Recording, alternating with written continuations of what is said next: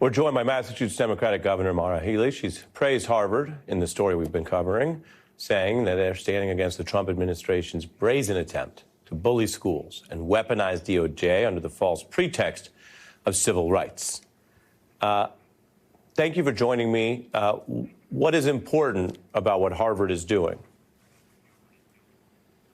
Harvard's saying enough is enough. And let me be clear, Ari, I was a civil rights lawyer. I was attorney general. There is no place for anti-Semitism in society, on our college campuses, or anywhere else. And there's no question that Jewish students have been treated poorly on campuses around this country.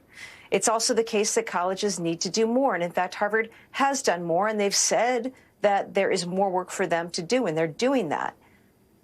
But that's not what is going on here, Ari. And I think this is the point that people need to really understand, that this is really just another attempt by Donald Trump to silence those who disagree with him, to bully, in this case, our colleges and universities in the same way he's bullied and tried to silence law firms and corporations and everyday people, in fact. And that is really, really bad. It's bad for who we are as a country. It's bad for the marketplace of ideas. It's bad, and it needs to be stopped.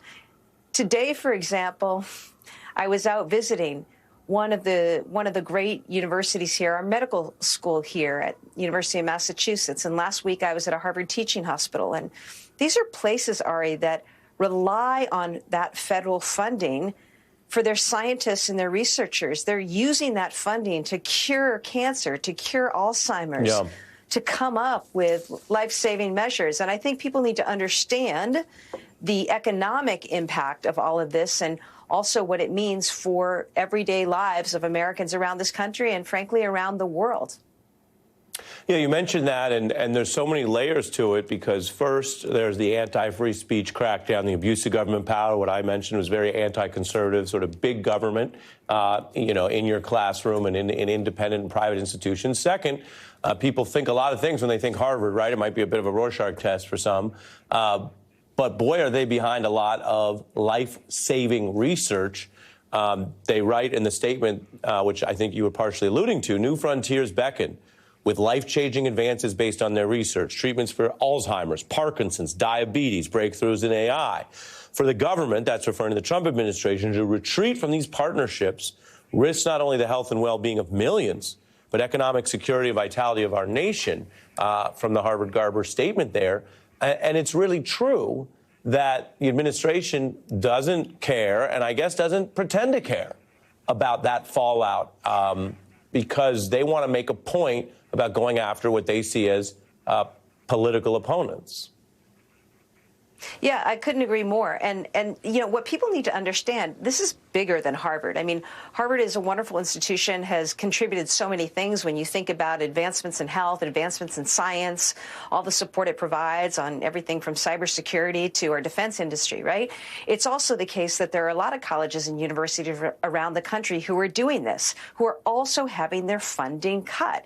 This makes no sense.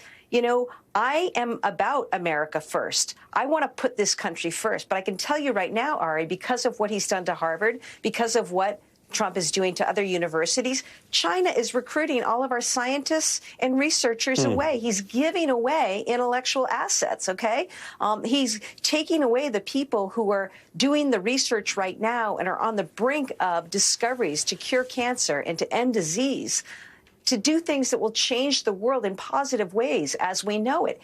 It just makes no sense to me. So not only is it an attack on our colleges and universities, it's also an attack on this country, on our economy, on who we are. We're a leader in innovation, and I want us to be just that. But whether you're talking about Harvard University, whether you're talking about the University of Alabama or University of Georgia, this stuff is happening in real time right now. I was on a campus today, Ari, where I learned that faculty members are being let go.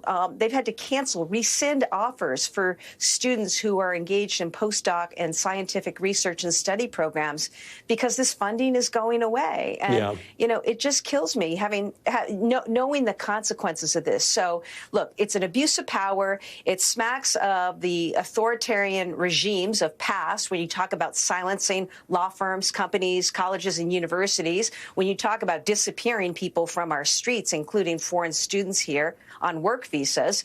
And it also has really significant economic consequences for this country. If you truly believe in America first and you want to bring and reshore manufacturing here, you know what you shouldn't be doing? Sending our researchers and our scientists and the next generation of entrepreneurs overseas, which is what Donald Trump is doing by cutting funding to our colleges and universities. You're speaking very clearly. Obviously, it's something you know a lot about, and you're the top official, chief executive, and top Democrat in the state of Massachusetts. So getting your view on this and what is honestly a sad intersection of politics and Harvard, because it's the government, the Trump administration, making it political. It didn't have to be this way, but you know a lot about both. So I do appreciate you coming on the beat on this story tonight, Governor Healey. Thank you. Thanks for having me. Appreciate it. We're going to fit in a break. I've told you there's a lot going on. We've dealt with immigration. We just dealt with the Harvard crackdown. But there are also other important things and notes of